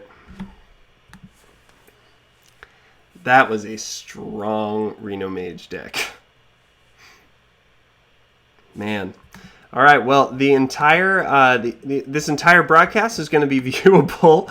Sorry, I guess that's a downer of a night, but congrats to Zerotio. Great job on those matches. You'll be able to see this whole thing on MMO Reporter's website. You're probably watching it right now. We are going to take a quick break, and I'll be right back as we talk about the matches that you just saw. Thanks for watching, guys. So 2 mages entered the arena, and only one left still alive. How does it feel to have air in your lungs, Zerotio? It feels great. I was worried going in. Didn't do great the first game, but we were able to pull it off. The weird Reno Mage did its job and won the set. We did have 3 games, so it was a pretty close fight. And honestly, I won the first one pretty handedly, thinking, I guess, maybe I had the advantage on this one, which is surprising because Reno Mage has so many tools at its disposal. I thought that you'd be able to outvalue me, and sure enough, that's exactly what happened in games 2 and 3. You just had value on value on value. Well, talking about value, what about game 1? What kind of value did you get out of your babbling books and Kabbalist tomes? Right. So I hate to put the win on RNG, but yeah, I got some pretty crazy draws. So I can't remember if it was off Babbling Book or Kabbalist, but I think it was Kabbalist. I ended up getting 2 different spells, or 2 different secrets. I had Counterspell and Spellbender, which are not ones that you see typically. I mean, Spellbender especially, who no one actually runs that. I think it's one of those trap cards that I initially looked at and thought, oh, this is amazing. I can throw them off. But doesn't tend to work out in your favor unless you're playing against a Reno Mage in a vacuum of Happy Hearthstone deck battle. That's true. The interesting thing about my babbling book is I got nothing but Cone of Colds off my babbling book.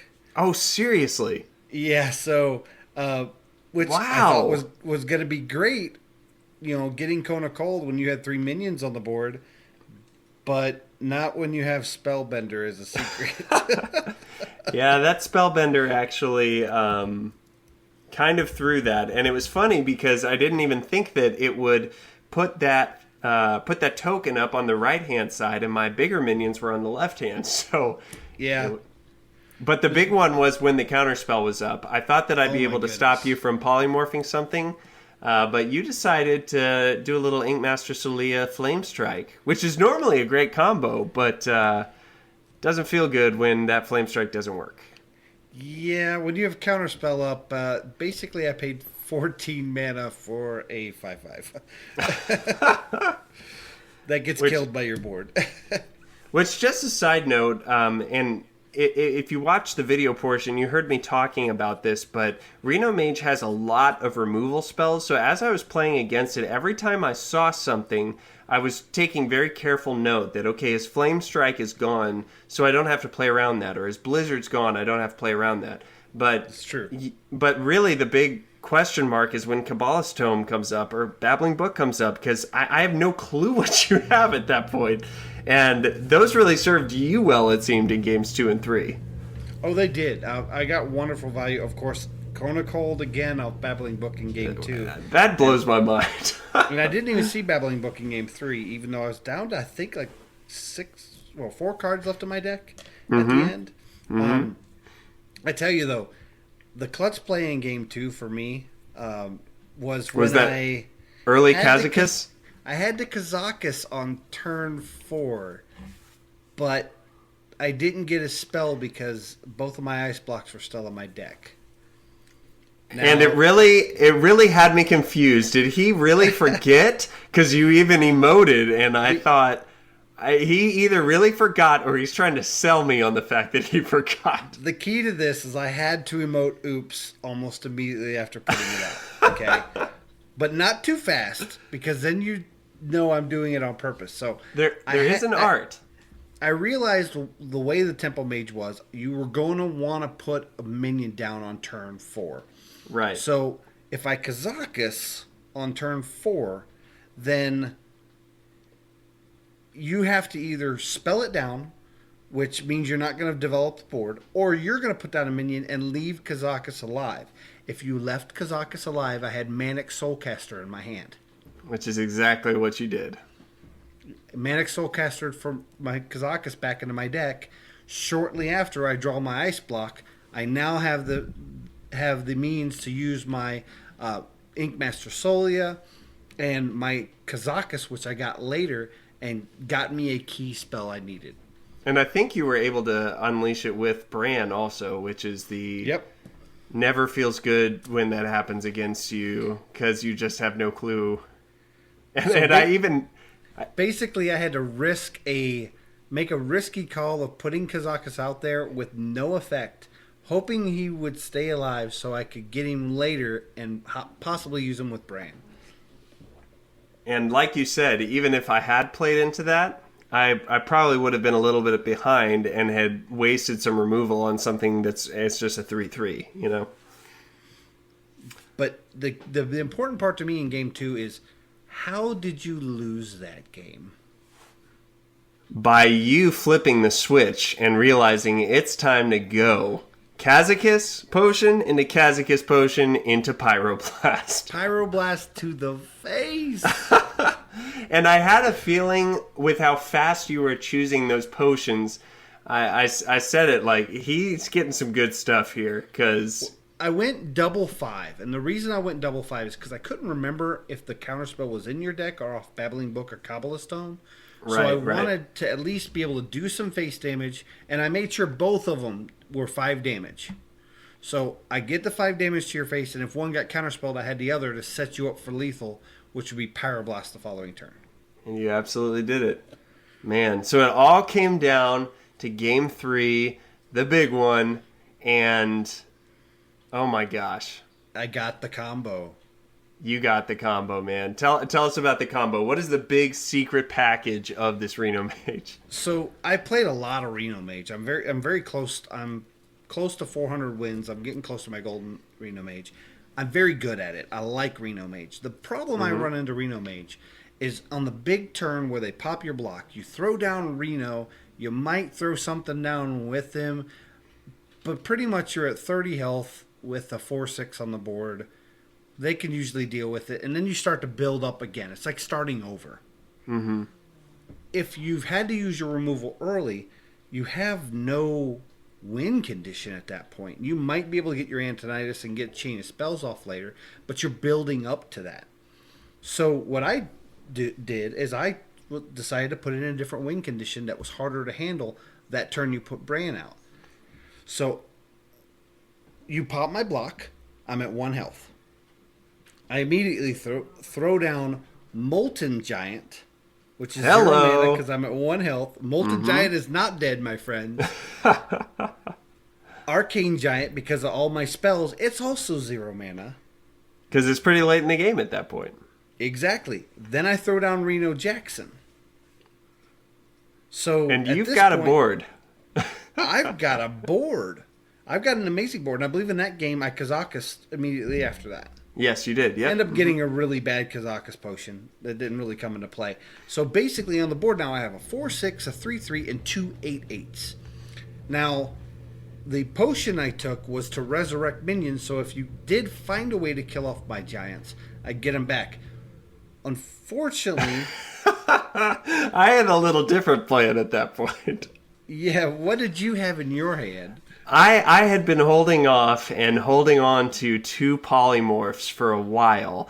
And honestly, I had totally forgotten that you were running Arcane Giant. I knew that there was a giant in there. So when both of those came down, I thought I could not have planned better for this moment. So goodbye, guys. The only problem was, even with the perfect answer to that, I wasn't able to build a board on that turn. Exactly. I was just able to remove them from being threats. And that was the big key, is you had to use 8 mana to remove my 2 big threats and take 2 key cards out of your hand. So I still had a good board presence, even if they're small minions, they're good board presence, and plenty of answers in my hand. Absolutely. And ultimately, that I ended up drawing my very last card in the deck, which was finally Cabalist's Tome. Yep. And ended up getting... What did I get off of that? I think I know that one of them was an Arcane Intellect, because I just laughed at that. Yeah, because you Arcane Intellected immediately. It wasn't your... Yeah, you Arcane Intellected, you Cabalist Toned, you still had 2 cards in your deck, actually. Then you Arcane Intellect to draw the last 2 cards. Gotcha. So I had 0 cards in my deck with an Arcane Intellect, I think a Blizzard, and something else. I wasn't going to be able to finish you off at all.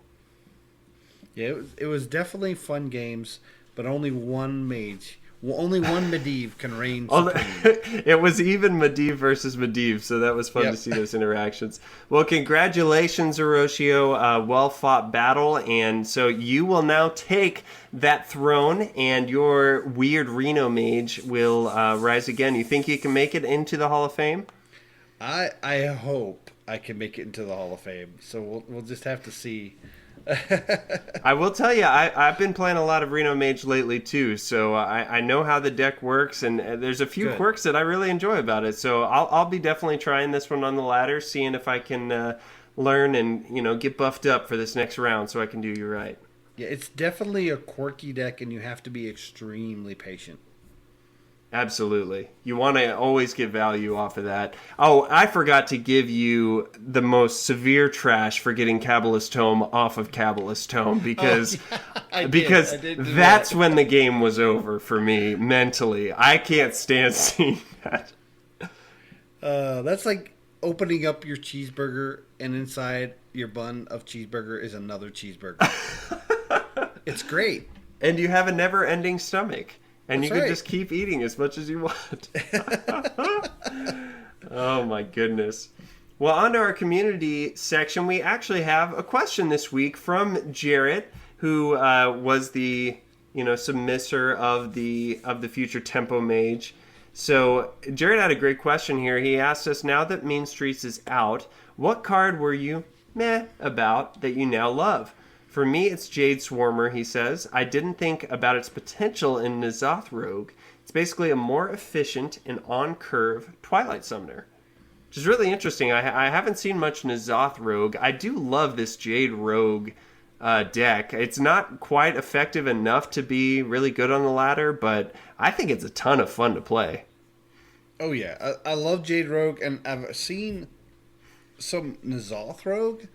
It hasn't hit the switch for me yet, because by the time you get to N'Zoth, it's so late game, and the way the meta is right now, it's hard to kind of counteract that. But I'm hoping that with the change of standard, that those slower decks like N'Zoth Rogue can kind of rise back to the top.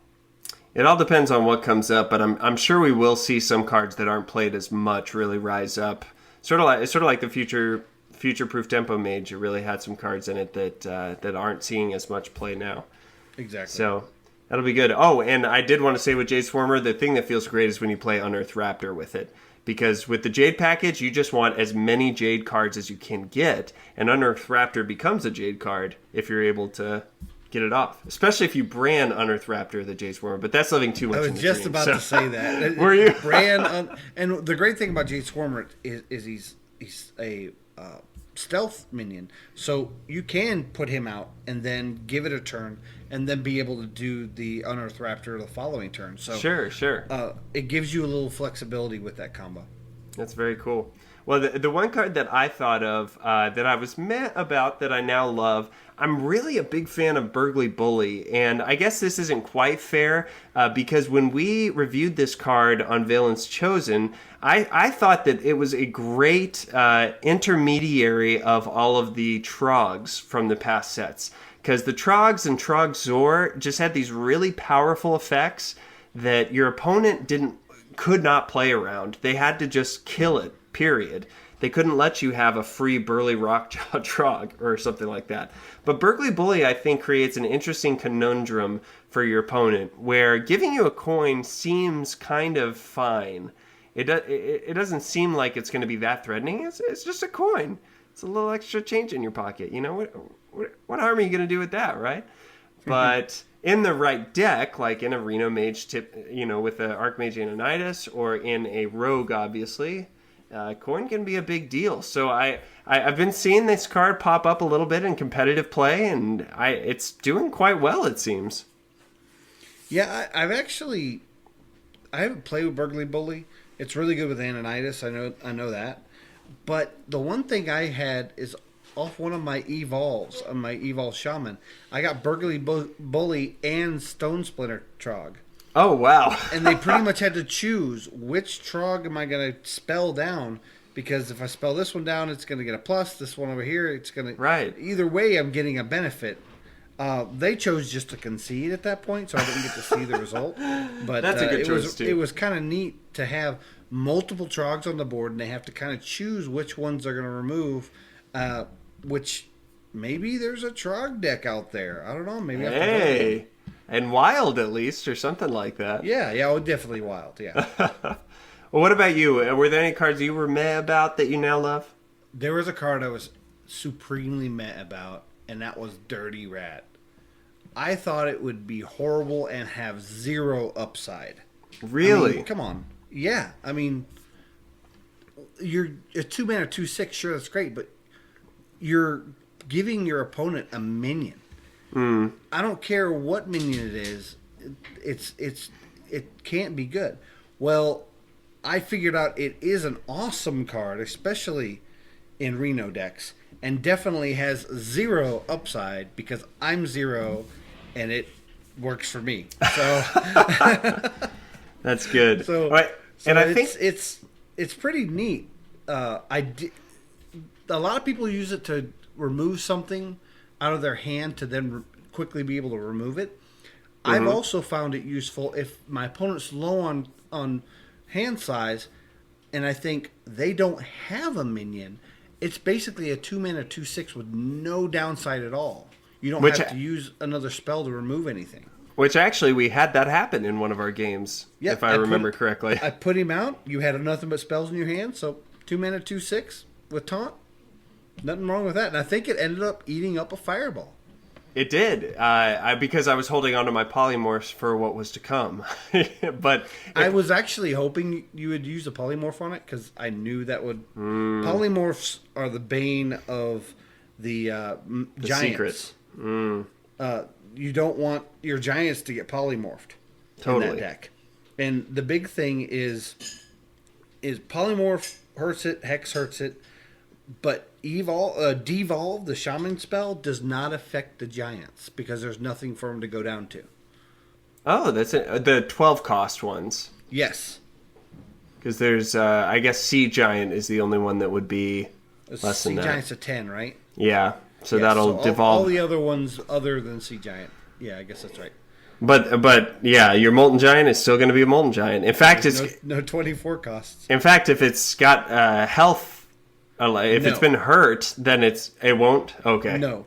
Okay. If it can't move to something, it won't change at all. It won't okay. Okay. That's probably fair because it'd be insane if it healed it up. That's true because then you could use something like Evolve to heal it, and that would be rough. Well, nice. Well, Jarret, thanks so much for that question, man. I would love to have a question every week that we can talk about some different cards, and it can be opinions like this, or maybe you've got a deck that you're trying to figure some stuff out and you just need some help crafting it. We'll give you the email later on in the show so that you can get your question in. We've also got a quick little iTunes review here. And from what I've been hearing, this guy has actually made the rounds on all of the Hearthstone podcasts. Is that right, Zerotio? Yes, he has actually, and he's been very, very wonderful and gracious by going to all the podcasts that he listens to and giving wonderful reviews. I think that he probably did it in the most efficient way. Wait, for those of you who don't know what I'm talking about, I'm sorry. We listen to a lot of podcasts because we want to get better at our podcasting already. So I'm always listening to all the other, big name Hearthstone podcasts so that I can get better. And I've heard everyone talking about this guy, the Gary Scott, leaving very short, brief, but 5-star and positive reviews. And for us, he just said, "That's incredible. Love this podcast. Listen every week." I mean, what more could you ask for, really? I think you got the most, actually. I think that's actually true. Hero Power, I believe it was just fantastic podcast with nothing in it. Just that was it. Well, the Gary Scott, thanks for the shaman reference, and that you do listen every week, even though typically there's not an episode every week, but it's great that you're thinking about us. I think he goes back and listens to your older episode again because there he you loves go. the show, Obviously, the Happy Hearthstone so much. That's how great of a show this is. Absolutely. Well, and the Gary Scott actually, we do really want to thank him because this is really something that could take any of our listeners about 5 minutes to do. Just go on iTunes, search for all the podcasts that you listen to, and give them a quick review. 5 stars really helps us in the iTunes search engine for people to find us. So it's the cheapest and easiest way to support the show. If you enjoy listening to it and you haven't yet, go on there, leave some feedback, and tell us what you like about the show. Definitely do that. It's very important. Absolutely. Well, Zerotio, we talked about it a little bit, but we've got a card of the week that we want to talk about. But you know what you got to do before we actually intro this card, right? Yes, I do. It's that time of the show for you to bard us with your lovely tunes, my friend. Are you ready? Let's get it. Blizzard nerfs cards and they go away, but the card of the week is here to stay. Nice! I like that. Well, tell us what it is, because we gotta be able to talk about this. The card of the week is Molten Giant. And that's correct. I'm serious. It is Molten Giant. So you weren't kidding before when you said that it's actually a card still. It's actually a card still. I'll be honest, for this deck that I came up with this deck idea, this alternate Reno Mage, while I was laying in bed trying to go to sleep, playing a little Hearthstone on my phone. I'm like, wait a minute. I hate when I play Reno Mage and my blocks popped and I put Reno out and that's all that I get to do. There's got to be a better way. And I remembered Molten Giant and I had to go downstairs, get on my computer, and craft him because I had disenchanted him for the full value. Oh, yeah. Well, so I had to craft Molten Giant again. Well, real quickly remind us, because some of us may have forgotten exactly what Molten Giant does. And I'm sure you have, because he hasn't been around. He is a 25 mana cost minion that is an 8/8, and he costs 1 less for each damage your hero has taken. So if you do the math, you can make him free when you get down to 5 health. Now, the difference in this is it used to be a 20 cost minion that had the same effect. So you could get him down to free at 10 health. A lot of Reno Warlock decks had him in there because you tap constantly, and then you use Molten Giant and reevaluate, re-solidify the board and get back into the game. But when you have to get all the way down to 5 to get a free Molten Giant, it's too risky. It's really hard to do. Handlock was the biggest home for it, but why does it work so well in this Reno Mage list that you've created? The reason it works so well is Reno Mage works by stalling the board, solidifying, and basically waiting till you get your block popped, which 90% of the time, your goal when you're the opponent is you want to pop the block as close to 1 as you possibly can. So if you pop it at 1 and they don't have an answer next turn, you can beat them, whether it be fatigue or whatnot. Well, in this case, you want to pop the block, and then you want your block to be popped, and then you would throw out Reno to heal the full. But right before you heal the full, the Molten Giant is free. Right. So you put down the Molten Giant, then you throw down Reno, and then maybe you can Manic Soulcaster or something else that turn. You still have another 4 mana to play with. But now instead of just having to deal with Reno next turn, you have to deal with Reno and an 8/8. Now in my deck, because it's a Reno Mage and you can only run one of each card pretty much. I run 2 ice blocks, of course, but the rest is 1. I countered that by also adding in the Arcane Giant, so that if I did cast enough spells, I could actually do Molten Giant, Arcane Giant, Reno, heal back to full.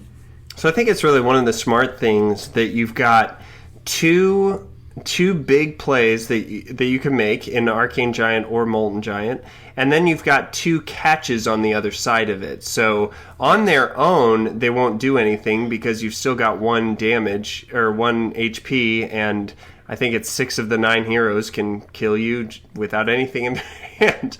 Exactly. But with either the Ice Block or the Reno, you've at least got 1 more turn, and they're going to have to deal with whichever or both potentially of those big threats. So I think it's a really interesting idea, Zerotio, and I think that this could potentially maybe see some play even. Yeah, and the big thing is when that Molten Giant's on the board, the first thing they think of is, I got to get rid of the Molten Giant. Right, Reno's out there, but the Molten Giant's the biggest threat, right? Right. If you can follow it up with an Effigy, Ooh. and which is very underplayed right now. Sure. They kill that Molten Giant, and it comes right back as another Molten Giant. Oh, that's dirty. That is so dirty. That's why Effigy is in the deck. Oh my goodness. Well, I think that if there is a home, you found it. Are there any other kinds of decks or classes that would want to play Molten Giant right now in its current state? I don't think so. I mean, there's no other classes that you can heal back so quickly. I think there might be somewhat of a home in it in Priest, because you do kind of use your life as a resource because you can heal back. There is a Reno Priest variant that heals back very easily with Reno. And there's also, once Reno phases out, I think the singleton decks where you only have 1 card of each are still going to be available in Priest because they have the card Greater Healing Potion, which is a 4 mana heal a friendly target for 12 health. Right. Which that is really, really strong. I've had that played against me a few times, and it doesn't feel good because I've typically gotten them really down. The big thing that you want with Molten Giant being played right now is some kind of guarantee that you won't die. Because playing him on that turn where you've got 5 or less health, that's rough. But even potentially paying 5 mana for him when you have 10 health, not that bad. There is one other deck I've toyed around with, and I mainly haven't done it because I haven't gotten the card yet. It's Madame Goya. Oh, yeah. The thing with Madame Goya is if you can find a way to get the Molten Giant out, you can get him back into your deck by swapping it with another minion. Right. And there is a Paladin card. This would have to be a very control-y deck. Mm-hmm. But there's a Paladin card you draw. I'm trying to find... Yeah. Holy Wrath. 5 mana, draw a card, and deal damage equal to its cost. So if you could build a very control-y Paladin that kind of uses light health as a resource, and basically gets really low, throws down Madame Goya, puts Molten Giant back in your deck, you're out of cards, so it's the only card you do. You have to do it when there's one card left in your deck. Right. And then immediately follow it up with Holy Wrath. That would be ridiculous. I think you'd have to Emperor Thorson so that you could play it. There's lots of shenanigans you'd have to do with it. But that's the only way that deck works anyway. I think I've toyed with the idea and I've built the deck, but so far I haven't fleshed it out. I don't have Madame Goya yet. But I like cards like Madame Goya that allow you to mess with your own deck by putting things in or pulling things out. Sure. That's kind of cool that effect even exists. Who knows? Maybe we have a card that comes out and this becomes the next wild deck. I think the big thing that's missing right now is some good amount of healing. I think that's why we haven't seen like a control rogue. I think was that you guys I was listening to talking about how you wanted control rogue to be a thing. Yeah, well, Versika wants. That's right. Control rogue to be a thing. Yes. Well, just for the record, I'm right there with him. And as I was listening, I was saying, "Preach, brother," because I want me some control rogue as well. But the big thing missing is healing. Like you do so much trading with your face, and you're dealing so much damage to yourself that you're not able to stay in the game for a long time. So I think the same could be said for guaranteeing that I've got a good Molten Giant turn and I can come back from really low health in some way. But I'm sure cards like that could, like Reno, could make the game infuriating to play too. So Team 5 is probably doing a good job trying to balance and find the right time and the right kind of card to introduce that kind of effect. I guess Reno already paved the way, so anything less than that will be good. Well, very good, man. Well, as we wrap up the show, we want to tell you guys all about us and how you can stay connected. Because like we've said so many times, Happy Hearthstone is all about the community. And the cool thing is that we are actually a proud part of the MMO Reporter network. It's a collaboration of several different podcasts, all on a mission to provide fun and entertaining takes on your favorite games. And especially if you play some more MMO-centric games like WoW, Lotro, Guild Wars, or really any other MMO, you can go to MMOReporter.com and check out some of the other great podcasts that talk in depth about those games. And if you enjoyed this show, please consider financially supporting this show to help us make it better. And you can do that by joining our Patreon, which is patreon.com/MMO Reporter. Those donations go right back into all of the costs it takes to run this show, and it helps us to do more. And as always, we'd love to know what you thought of the show, what you'd like to see added for future shows. You can stay connected in a ton of different ways, and like I mentioned at the top of the show, we're just continuing to grow that. So our Google Plus community has been around for a while, and man, it's not going anywhere. People are talking all about what they're playing on the ladder. I've seen a lot of crazy packs this week, especially. Have you pulled anything from a good pack lately, Zerotio? We don't talk about that much on our show because I have terrible pack luck, and Avantes has all the pack luck. So it's kind of a raw bone, as it were. Most of my mean streets legendaries have been crafted. Well, you may not want to go over to our Google Plus community then, because I saw somebody pull like 2 legendaries in one pack and one was golden, and I haven't had that in a very long time, if at all. So I have gotten a few Finges. Oh, that's cool. Over and over. Hey, again. that's a cool card. It's a playable one. Every set, I always get the same one over and over again. There was one that was the Hunter one that whenever you damage it, it keeps going up. Gazrilla, yeah. Gazrilla. It was my first 7 legendaries of that set. My Holy first 7 legendaries. cow. I didn't get another legendary till the 8th legendary I got. And then Wow. I ended up getting a total of 9 Gazrillas. My goodness. I feel for you, man. I don't know what to say. Yeah, it's a sore spot. You can go on. We'll keep moving. Yeah. So we got the link to Google Plus Happy Hearthstone on our show notes, or you can just search for Happy Hearthstone on there. I'm on Twitter at AndrewIsLiving. You can follow me to see what I'm doing throughout the week. And also be sure to follow the show, which is the Happy HS on Twitter. Been putting out some cool questions and just fun stuff for us to chat about, and have had some really good feedback from you guys. I actually asked recently what you would like to really grow in, and we're going to let that shape some of our strategy episodes moving forward. So some really great feedback. Be sure that you follow that. Also, as I mentioned at the top of the show, join us on Monday nights from 7 to 9 p.m. Central at twitch.tv/MMO Reporter, as I'll be playing Hearthstone, maybe a good deck, maybe a fun deck. You'll just have to come hang out and see. And you can email any questions that you have or anything you'd like for us to talk about on the show to thehappyhearthstone@gmail.com. Also, quick plug, we are now on Discord with MMO Reporter. We've got the link in our show notes, and we've got a special Happy Hearthstone room on there, so come hang out with us there, or check out the blog at MMOReporter.com. Man, that is a lot of stuff, so hopefully we won't have to do that every show. Zerotio, we want to hear from you, though. How can people stay connected and plugged in with you and all your weird Magey deck, Holy Wrath, OTK stuff? I am on Twitter at ZerotioHS. I'm also on Twitch with the same handle, ZerotioHS. And you can find all of our Hero Power episodes and a lot of wonderful gameplay over at HeroPowerHS.com. It really is a good show. I haven't listened for too long, but man, I really enjoy hearing you guys talk about the game and the different decks that you're playing and stuff, and especially getting a new one to try out every week. I mean, we're all looking for fun decks to play, so great place to go. We thought we'd run out of decks, but we've done 66 episodes and have yet to run out of things to play. That takes some either insane amount of creativity or a stroke of luck. A little of both. We'll go with both, sure.